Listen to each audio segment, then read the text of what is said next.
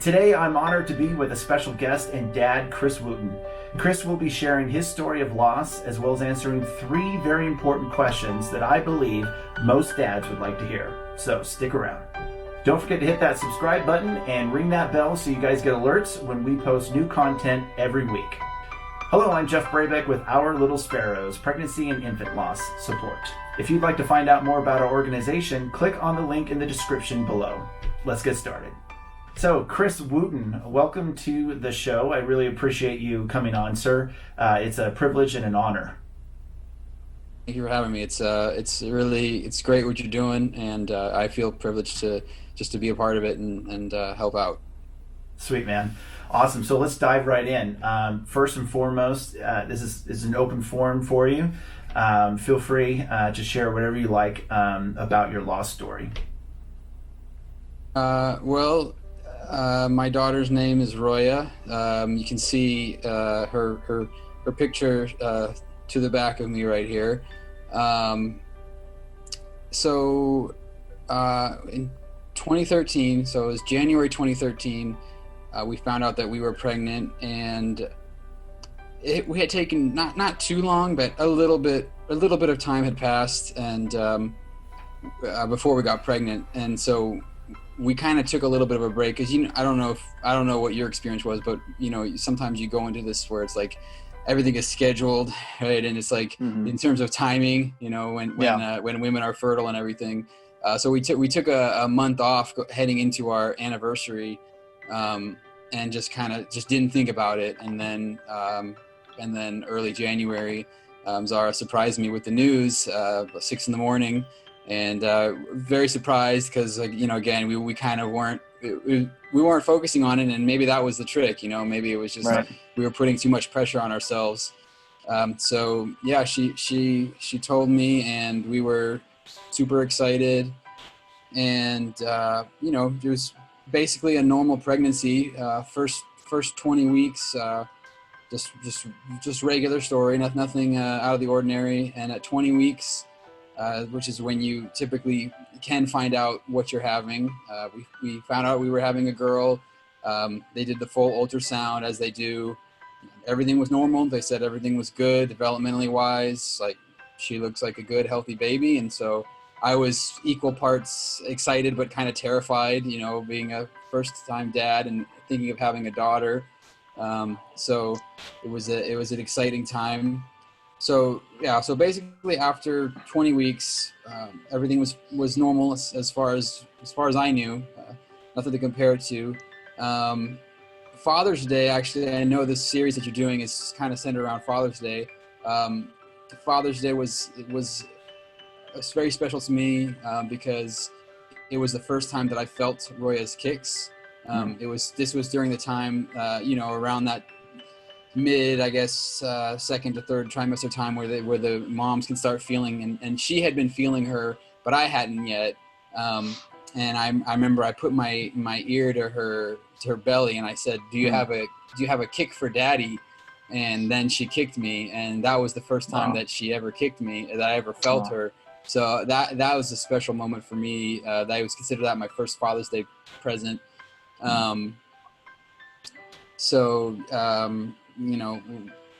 Went through the regular motions of a pregnancy, and then at 37 weeks, you know how when you get near the end, you start to go to the doctor more often. Oh yeah. I always made it a point to go to every appointment with her, and so cool. Her due date was October 2nd, and September 13th, it was Friday the 13th. We went to what ended up being our last appointment. And I think I kind of had talked to you a little bit about this before, this sort of the backstory. We had what I kind of in retrospect considered like I don't know, almost like a preparatory moment. It's hard to explain, but the long and short of it is everything was fine at this appointment, but the nurse took an extra long time to find the heartbeat when normally they would go right to it. And she just kind of chalked it up to, well, sometimes, they kind of move around more as they start to get bigger and everything development. And so right. I had a moment of like 30 seconds where I was kind of feeling a little tense. but then they found the heartbeat and everything was fine. I'm like, okay, all right, that was a little bit of a scare. So, and then Sunday, so this was Friday, and I actually had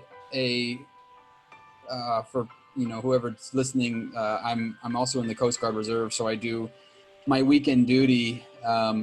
So it was a weekend drill for me, and I was away Saturday and Sunday, and then Sunday evening I came home, and I always would ask whenever I would see Zara at the end of the day, I would always say like, oh, did you do your kick count? How's everything going? Because you're supposed to do that every so often. I think it's like you're supposed to have 10 or 20 kicks in an hour period. So she said, actually, I haven't really been feeling it much today, but she also had been out and about all day. She had been shopping at the mall, and I guess she had just been kind of doing a shopping day. So she kind of was just sort of chalking it up to that. You don't necessarily feel it as much when you're out and about. So I said, okay, well, let's, we kind of sat down and did it, and we weren't feeling anything. And, I mean, obviously, in retrospect, I mean, there's always periods of times where the baby's not super active, right? But this was a little bit concerning, and I went upstairs and I pulled out, we had the What to Expect book, what to expect when you're expecting. Mm-hmm. And I read up on baby's movements and lack of movement. And it did say in there that when you get near the end of the pregnancy, sometimes the movement goes way down because the baby starts running out of room and they're kind of getting themselves ready to maybe be delivered. And we were at just a couple days shy of 38 weeks at this point. So not exactly full term, but 9 months, and right. I just kind of, in my head, I just kind of decided that that's what it was. And, my mindset at the time, it's kind of illogical, but it's kind of emotional too, I guess. It's that thing where it's like, if you don't say it, then it's not what it is. If I say, oh, we might have lost the baby, then maybe we'll lose the baby. But if I don't say that, then, it's like, I'm not accepting that reality. And part of it also is it just goes back to that whole, like, you don't ever think it can happen to you until it does. So I think both of us were because in retrospect, I'm like, how could we not have just gone to the hospital right then? What was right. wrong with us? Right. But in our mindset, I guess that's just kind of where we were, and we went to sleep. And the next morning I asked her, any change, and nope. So then she called the advice line, and of course they just said, come in. But, we needed to be told that, I guess. And I mean, I feel like I was equal parts in denial and in terror at that point. The drive to the hospital was very tense and very quiet. I mean, I felt like for me, it's either we lost this baby or we're gonna have this baby, because based on what I just read, I'm telling myself it's because she's so ready to be born that's why she's not moving. So we're gonna go there and she's gonna be, they're like, oh, she's ready to go, and that's what I'm hoping, right?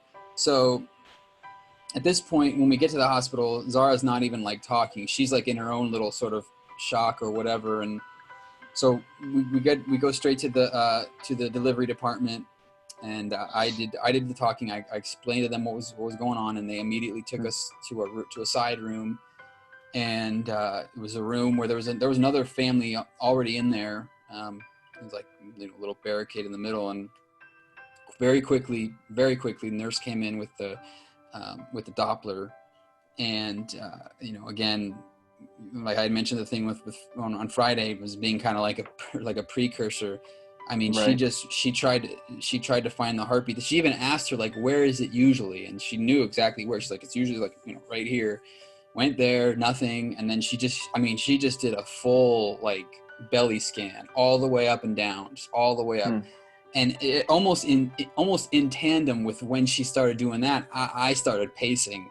I just, I almost feel like a polar bear in the zoo who's like pacing because they're like a caged animal and they don't belong in there, you know, and they start going back and forth. It was almost like that with me, where I was like, it's almost like that fight or flight thing, you know. It's like I had to start moving. I had adrenaline building up, but I think I was also kind of starting to enter into a certain kind of shock. But yeah, I mean, it's just one of those things where like now the writing seems to be on the wall, but I'm still kind of in denial. But I'm like, anyway, I'm just literally just pacing back and forth. And finally, a doctor comes in because to really confirm it, they have to do an ultrasound so they can see, right? It's not just a matter of hearing. So the doctor comes in, and I mean, it's very scary and very tense because it's like all of a sudden everybody's coming in. Like when you get seated right away, you know that it's important, right? Usually you don't get seated right away, but and I mean, you doctors and nurses, and they brought the whole machine in, the full ultrasound. So then they do the ultrasound, and I see my baby girl right there, and the doctor goes, "Uh-oh." And then he goes, and then it's almost like he was kind of in shock. Right. And then he goes, I'm so sorry. Like, I'm doctor, I don't remember his name. I'm doctor, didn't introduce himself to Zara. And he's like, I'm looking at the baby's heart and there's no heartbeat. And so that was the moment. And I basically just like, you know, I just kind of threw myself to the ground. Like I remember I kind of almost felt like I was collapsing like into the fetal position myself. And, you know, Zara's just, obviously she's just on the bed already. So she didn't really have much option of where to go. And I just remember going into like this, you know, sort of like unreality zone. And at some point I think I was kind of crying, but I was also just kind of like I didn't know where I was sort of. And just kind of, you know, just holding myself in this little ball. And at some point the nurse comes and, you know, shakes my shoulder and she's like, your wife really needs you right now. And I think she said something about like, I know that you're in pain. Like she said, I don't remember exactly what she said, but she said something to acknowledge that, which I think is important. Even to your point, like with what you're doing right now, right? I mean, the whole dad series, I mean, I think it was important to that she acknowledged that. But yeah, as soon as she said that, I was like, you're right. Like she does, you know, I'm recognizing the fact that I need to be there for her. And I go to her, I just like kind of gave her a hug, I kind of grabbed her. And then from that point on to the time that we walked to the room, it was kind of a blur. The next thing I consciously remember is we left the room. You know, we weren't in like an official delivery room. We were just like in a side room, right? Wow, man. So we're lined up outside the door, and there's this long hallway. I mean, it almost felt, I don't know, symbolic or something in a way. Like we're about to head down a long road together, you know? Right. And where it really hit me is my wife, who's just like, she's just the strongest, smartest, you know, person I know. She's like my rock, you know, right? She helps me keep myself in line and like keep my own head on straight. And right as we're starting to walk down the hall, she like looks up at me and she's kind of breaking, and she's like, what's happening? And I'm like, I don't know. And I think it's, again, kind of goes back to that, like, you don't want to say what's happening. Like, we don't want to say what's reality here, right? Right. But when she said that, it just broke me, because it's like, she's so strong, you know, and she's the one who's usually helping me out and telling me what's going on, right? So we walked down the hall, and then we ended up going to the last room down the hall, and they said they do that typically with like lost parents. They try to get them as far away from the other rooms as possible, just so you have a little extra privacy. And I did hear a good amount of babies being born over the next day, which obviously, like, you can imagine, that's a whole whirlwind of emotions right there too, right? Yeah. And then they left us.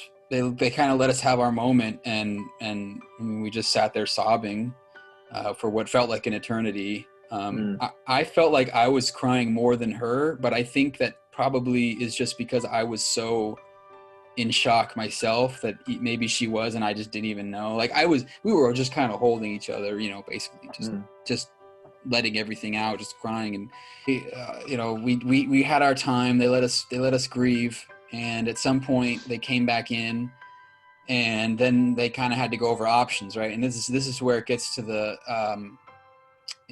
I hate to say, I don't like to say dark side anymore because I kind of off topic, but with everything that's going on right now with Black Lives Matter, I know that's off on a tangent, but I'm trying to say the bad, every side of child loss is bad, right? But what I'm saying is the part that you don't necessarily know about when you don't have it yourself. You still have to deliver the baby. Right. You lose the child, but the child doesn't disappear. The mother has to deliver her baby that she lost. So, and I'm only making a point of that because that's a thing that would come up later in being a father, right? Like people seem to think that the baby just disappeared. So anyway. Right. I mean, that's the whole taboo side of things. Not talking about it. Yeah. I hear you. So they basically said, we can induce you and you can have this baby in the next day, or you can go home because the baby will still naturally, your body will go into labor eventually within the next week or two. It'll do its thing and it'll go because it's still got to deliver the baby. And I actually said, could we entertain the idea of doing a C-section purely because of my own wife's, like I didn't want her to have to go through the delivery. I just felt like that's terrible for her because I know how delivery is supposed to be so painful and everything. But they said they don't like to do that unless it's absolutely necessary because any surgery does carry some risk. Sure. So we just both decided, we're like, let's just have the baby, let's just induce, because we don't want to go back home, we don't want to, and then she's going to walk around and people ask you, oh, is it a boy or girl, when are you due, right? So let's just do it. So they did, they gave her the drugs to induce, and it was a rough night. It took about, 18 to 20 hours or so from then to have the baby, and it was a rough night. Heard a lot of babies being born, heard the crying, and I remember my wife, she when she disrobed after we decided that we were going to induce, that was a tough moment for me. It really hit me that this was something that was happening to her physically. Right. Like, in my head, I was like, I have to be there for my wife. Like, my whole purpose in life right now is to be there for her and support her. And that kind of was my own way of coping as well, right? Like I had my purpose. I just lost my child, but I need to be there for my wife. That gave me that sanity and purpose. And that was it. Like that was my mission, was just be there for her. And then we ended up having the baby, Roya. I mean, she's our daughter, Roya. And the moment of delivery was, I guess maybe it was just shock, but it was kind of peaceful. And by peaceful, I don't mean that it was like we weren't happy. I mean, we were still sad, but it felt like there was this almost like benevolent force that was kind of telling us that it was okay. And again, maybe it was just shock, but it wasn't like I thought it would be. I guess that's what I'm trying to say. And I'm not saying it's going to be different for everybody, obviously. But that was our experience. And I know for the scope of what we're talking about here, there's more to tell, obviously, but the main point was we had our baby. And as you said, I mean, that's to me why I'm a father. I saw her, I held her, I put her in the ground. That's the thing. I like, if you want to question if I'm a dad, I put my daughter in the ground. So I'm a dad. As you say, like, it's not the kind of terms of a dad that is you would normally think or want it to be, but but yeah, absolutely. I'm a father, and you know, the one thing I wanted to say, and then I'll let you get into I know you've got some questions for me. When we were getting ready to leave, you know, without our baby, I remember seeing people coming out with balloons. Congratulations. A mama was coming out carrying her newborn baby, and she was so happy.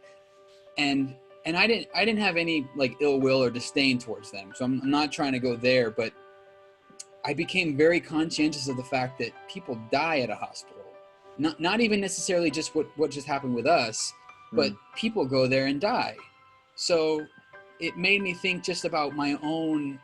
It really shifted my perception of things that I might celebrate. It's just a way of looking at life through the lens of that there are other people that might not be going through the happiness you're going through. And like I said, I didn't have any disdain for that woman being happy, but when we left the hospital with our future children that did live, it was very personal and kind of subdued and quiet. You know, it wasn't like a big elaborate show. And again, I'm not saying that to judge anybody that does do that. I just think that when you go through something like this, it kind of shifts your perception a little bit.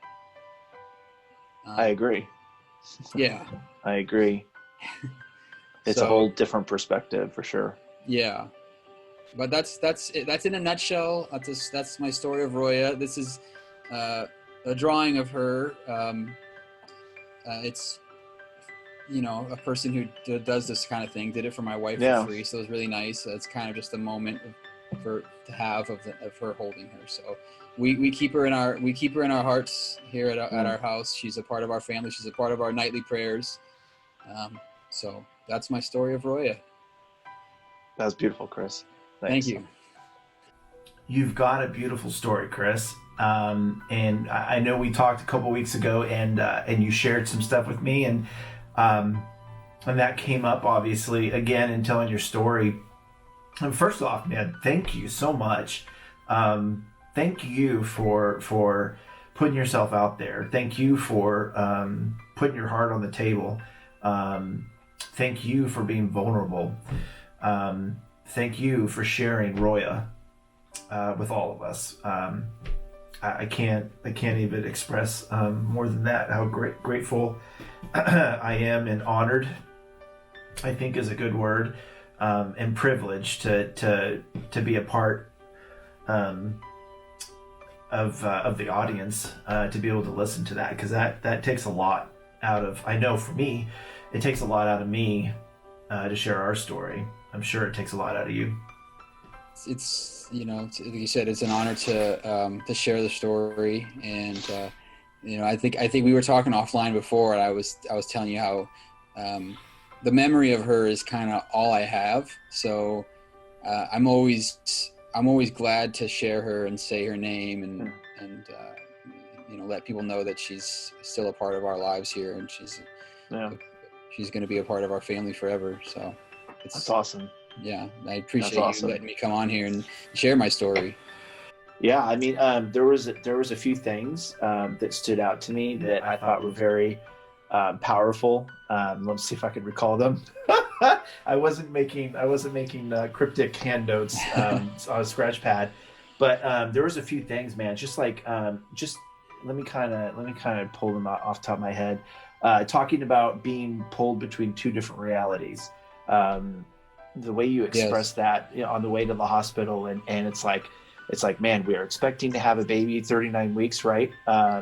38 weeks, right? Yeah. We're expecting to have a baby, and it's going to be a normal birth, and everything's going to be fine. And now we're in this new reality, right? Right. So, and it's a 180, right? You don't have a choice. You're forced to make this change. So that stood out to me. I thought that probably speaks volumes with a lot of us. So I wanted to bring that up. I also loved that, again, you were so expressive and so vividly clear with your story that I think this is going to reach a lot of guys on a level that maybe they didn't even realize, and bring some things up from their memory for them, which I think is great. That's what this is all about. The other thing that you mentioned was that the two different personalities. whether you're married or you're in a partnership. I mean, you're in this relationship with another human being, right? With Zara. I had a friend Zoya, so I keep on thinking of her. But Awesome. anyhow, with Zara, Yeah. and I love how you expressed that Zara went into her mode, and you went into yours, right? So you were very aware and in the moment and present, which I think that's amazing, and I think that's part of the whole. This is not what we expected, but we're embracing it, and we're going with whatever comes next, right? Because you don't have a choice. Yeah. I mean, reality is you don't have a choice. You do. You could have refused and said, "I'm not going to do this. I'm out of here." Whatever, right? But Zara can't refuse. But Zara can't refuse. That's where right. And sorry to interrupt. I mean, that's one of the things, right? Is the mother has to give birth, and I think I said this in the story. Yeah. But she has to give birth to the baby that she lost. Right. Whatever I'm going through, physically nothing happens to me. She had to come home and recover, and her recovery was tough. Because she's, the emotions makes it, Well, it's everything, right? Yeah, it's the whole package. And that became part of my. Sorry, go ahead. No, I was just gonna say the mind, the heart, and the body, right? Yeah. All three things are fighting for their moment to go through the trauma. Right. All three of those parts of you are I mean, there's the five senses, but those three parts of you they're not in harmony. Right. They never are. That's a good, that's an eloquent way to put it. Yeah. Yeah. No, just the way the way that you were aware at the hospital, and you knew that Zara was in her moment for her character. Yeah. She was in protection mode, and she was shut down to that. She just made it very simple. We're just doing this.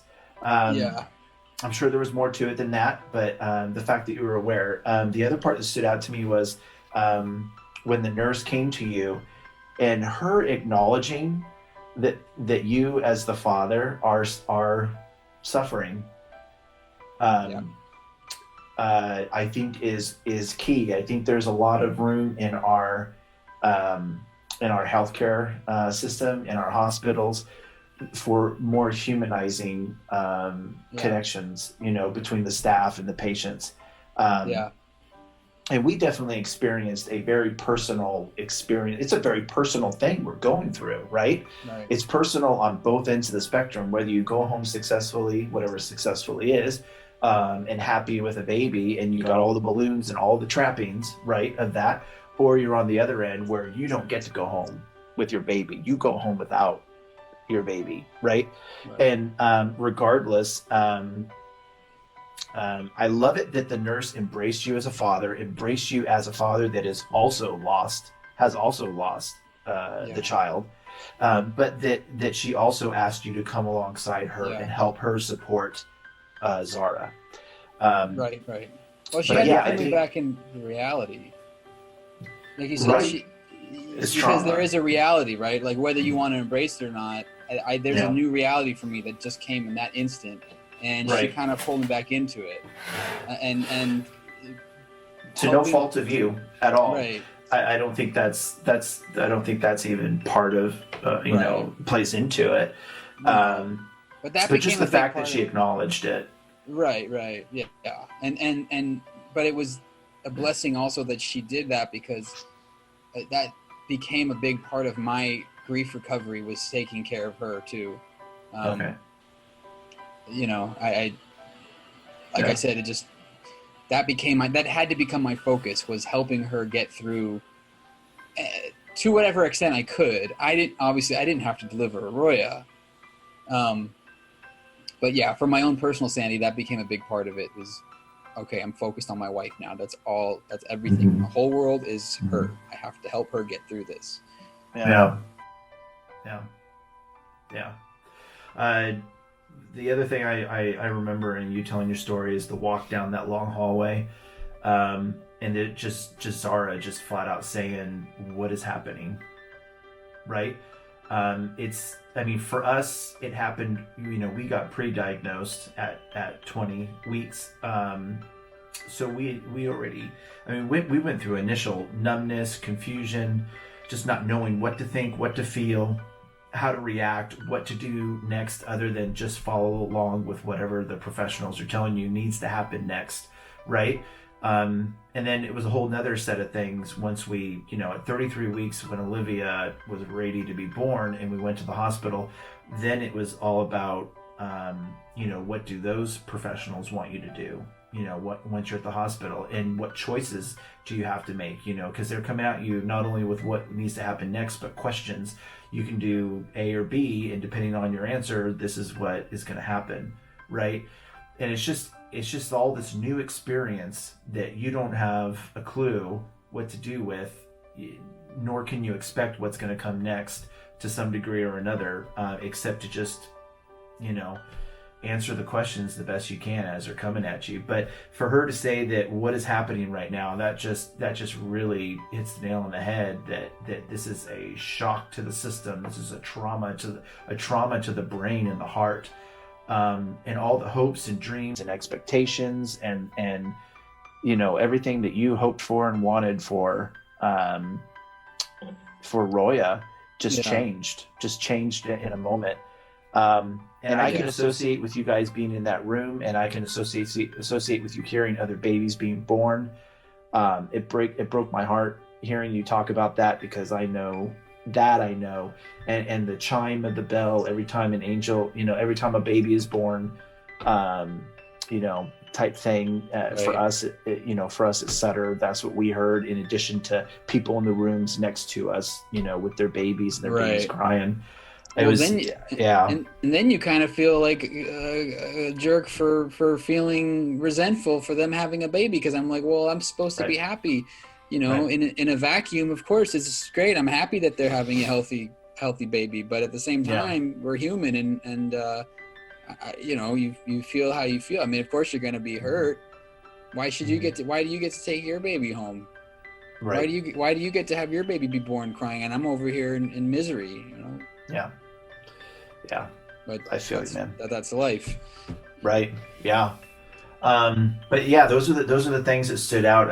I'm sure there's more. There'll be more as I go home and go to bed tonight, and I'll just be like, man, because you were just really descriptive, and I really appreciate. Well, thank you. Appreciate you putting that out there. I did have a few questions, if you don't mind. Sure. A couple of questions. I think I want to kind of. Switch gears to more along the lines of like, okay, after the hospital, you go home, right. People are gonna hit you up. It's like either people that don't know that what happened and Roy is gone, or people that do know, right? You get it in different directions, but yeah, absolutely.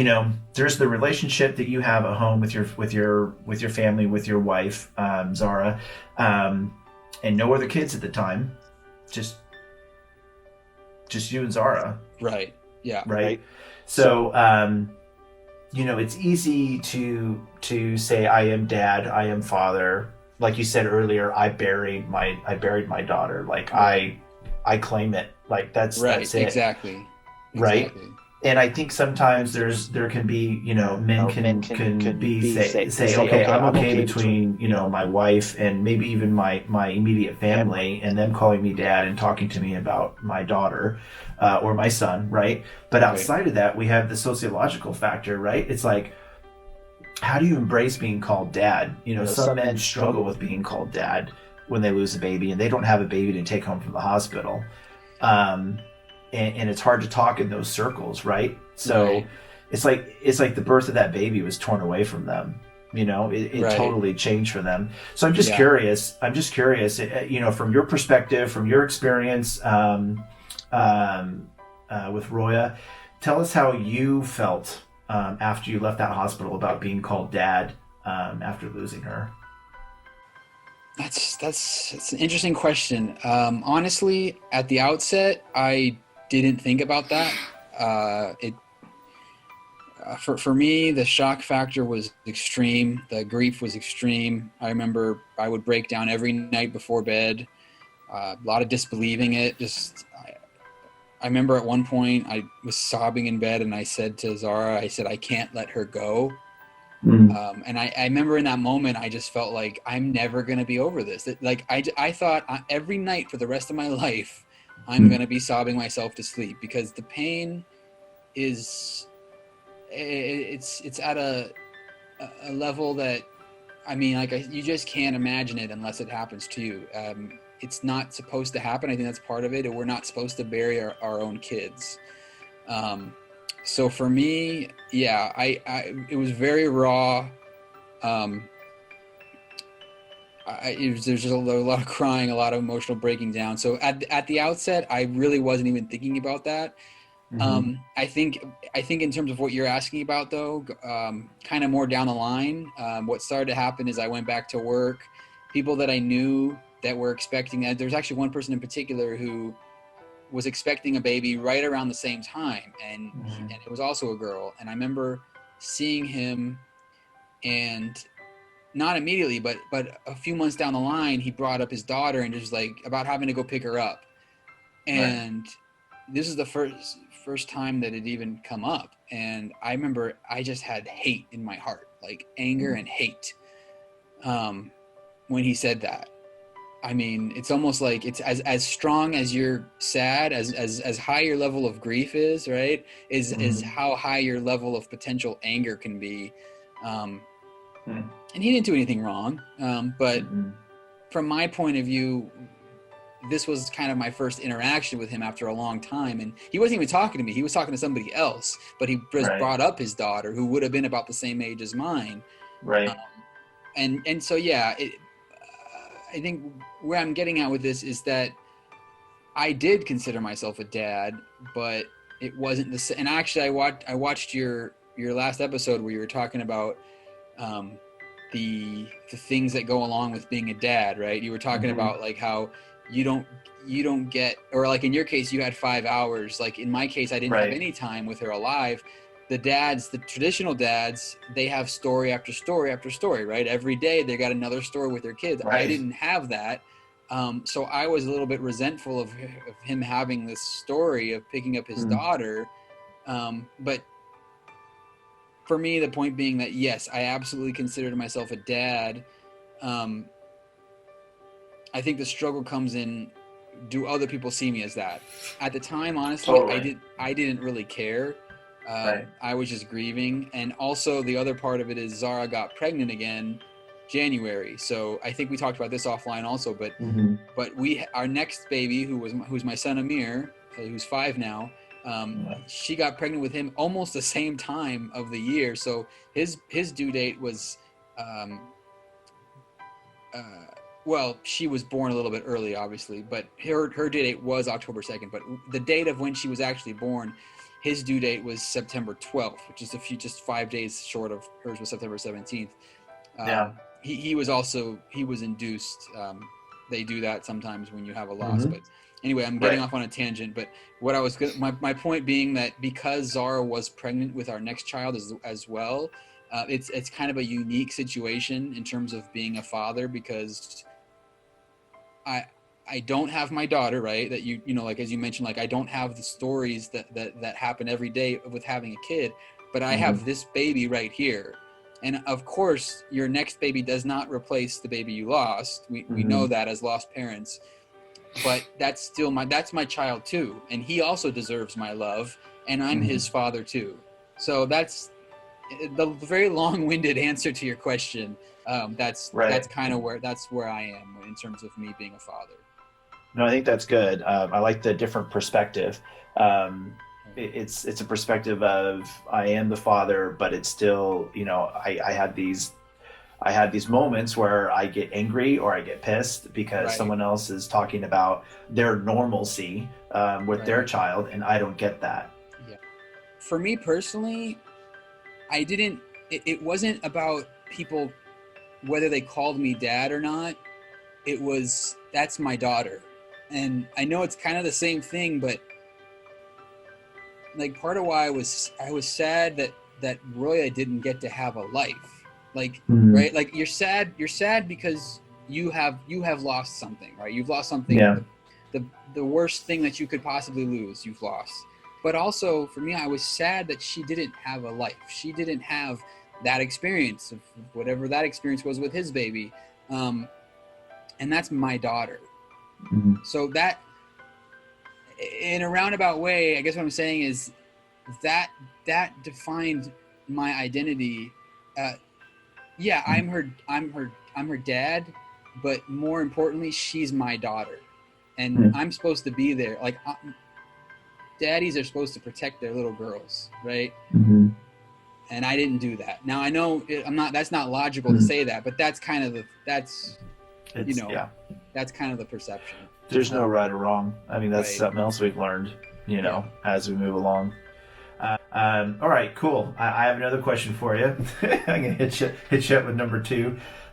So let's talk about that first Father's Day. I know Amir was in Mama's belly, and he was on the way. So tell me a little bit about the celebrating of Father's Day, knowing that you're now father not only to Roya, but also to the up and coming Amir, right? So any thoughts, any specific emotions or thoughts that were going through your head in celebrating that first Father's Day? Honestly, I've thought about it since we've talked about it before. I don't have a very strong recollection of that Father's Day. We probably went to the cemetery. That's kind of become our tradition. Usually, Mother's and Father's Day, usually we go to the cemetery. But like you said, she was pregnant with Amir. There was no celebration. Long and short of it, there was no celebration. Not in the sense that when we talk about celebrating Father's Day. Yeah. Zara might have she probably made me a nice breakfast, but like I said, I don't really remember. We probably went to the cemetery. All right, so the third question I had for you was if you had one word of wisdom to pass on to a new father that's grieving the loss of their baby or babies, what would it be, and why is that important to you?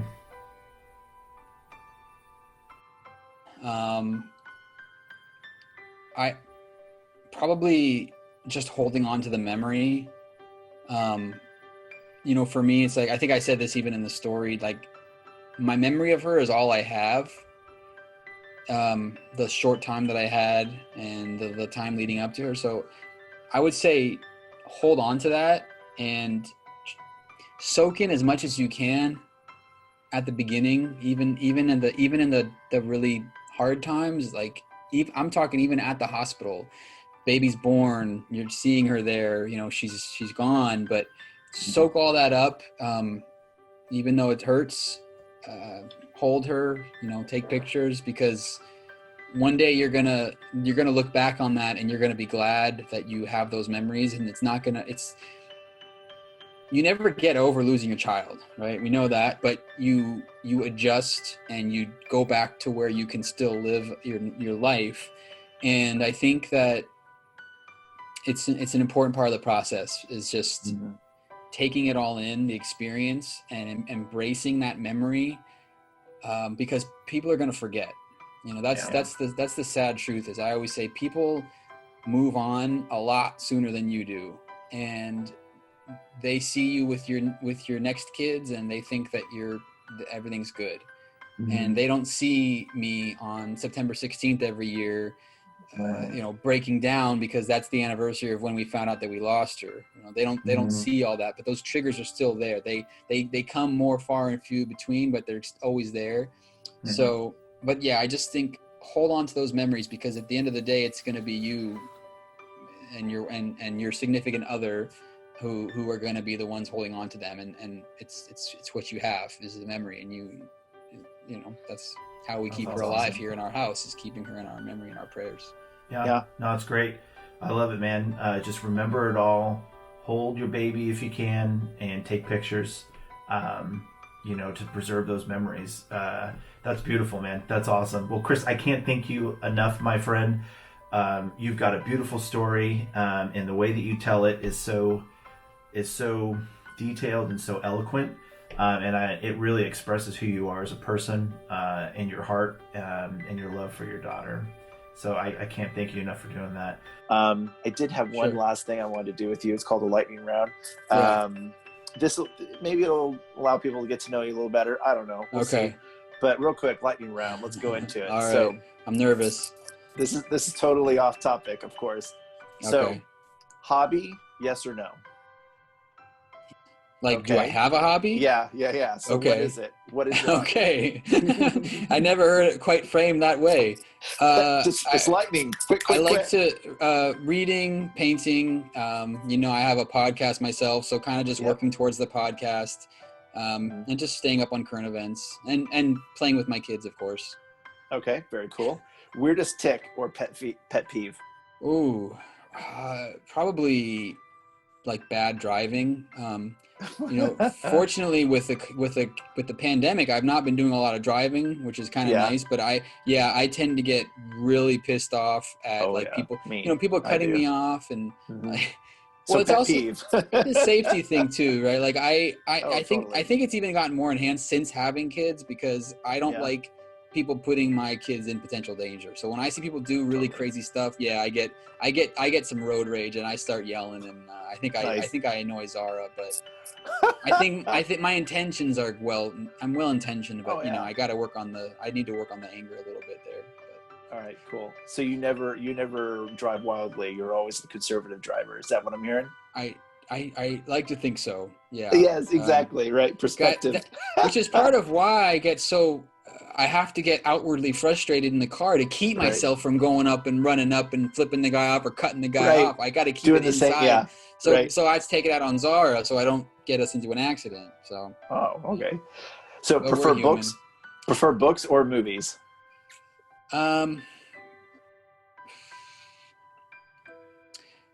I go back and forth. I probably movies this year. I think again with the pandemic has really shifted my lifestyle. I know it's weird, Mhm. but just being at home all the time. Yeah, I've been binge watching a lot of Netflix, not reading as much as I used to, but I used to read a lot more. I still read a little bit. I'm actually reading a book on how to do a podcast right now. There you go. But I think in general, I actually do like I like books because I like to Mhm. I like to be able to sit back, drink my coffee, and relax. And So have that quiet so time.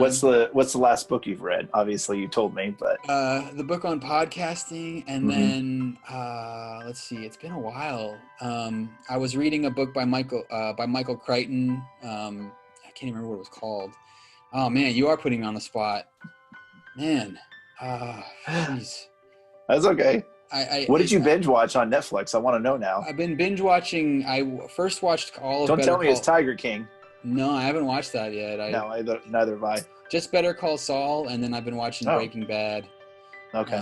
I read a lot of Stephen King. I don't, again, like I Okay. said, my last few months has been kind of a blur, just in terms of my routine. But I read a lot of Stephen King. I like science fiction and horror. Very mystery and cool. Stuff like that.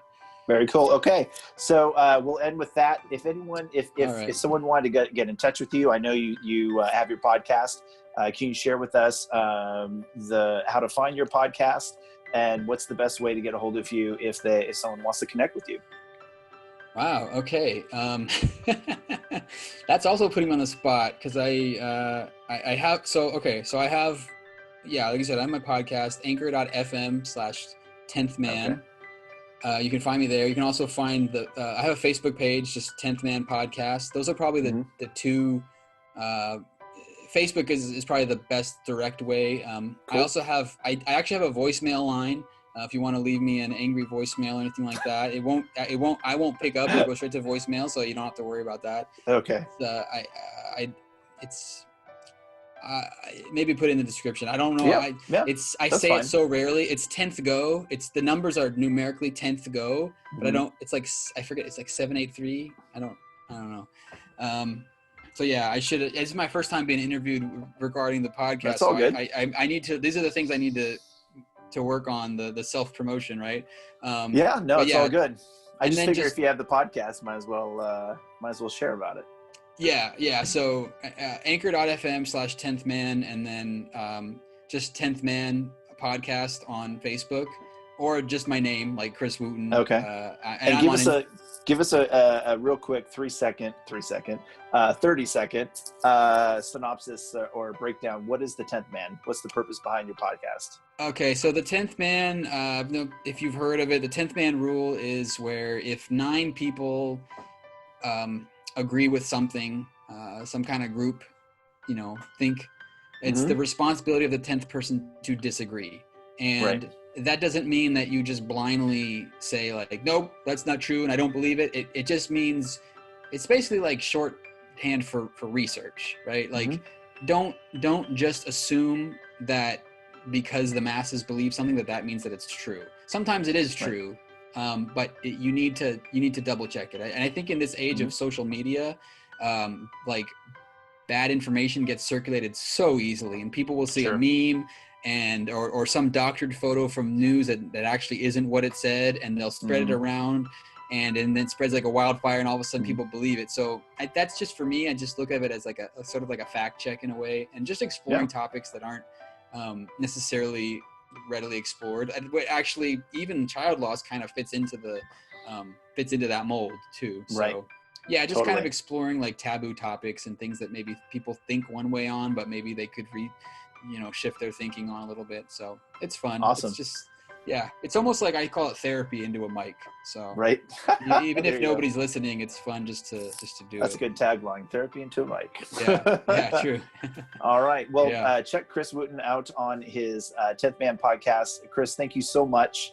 Again, from my heart to your family, we love you guys, and thank you so much for sharing Roya with us. Thanks, man. I appreciate you having me on. Yeah, definitely. You have a good night. You too, man. All right. Take care.